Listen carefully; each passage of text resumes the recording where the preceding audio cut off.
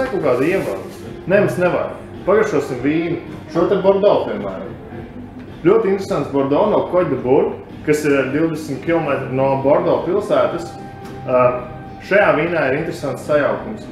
80% Merlot un 20% Malbec. Tieši tā jūs nepārklausieties, 20% Malbec. Malbec šo te citādi neinteresanto Merlot īstenībā pārvērš absolūti kājām gaisam. Tūlīt pagaršos. Pirms pagaršošanas mums jau te pudelīte ir vaļā kādu laiku.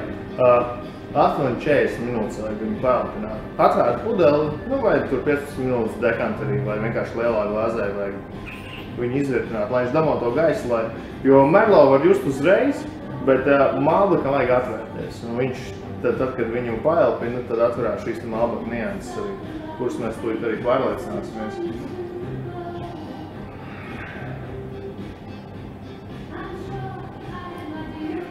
No aromātā stipri jūtams, protams, šis te Merlot ar tādu grazdēm un kafijas notīm, bet forši laužās, jau nedaudz laužās cauri tāda skāba ķirša, kas tieši tika vairāk no Malbeka. Ja?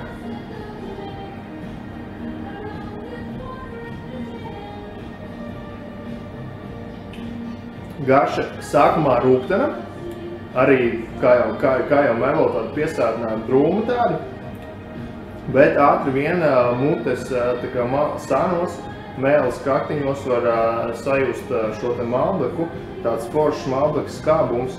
Un skābums ļoti labi dejo kopā ar to rūgteni sali no Merlot, to notu. Tāds interesants īstenībā garšas piedzīvojums, es nekad nebiju gaidījis no tik salīdzinoši ekonomiska Bordeaux tik interesantu garšu.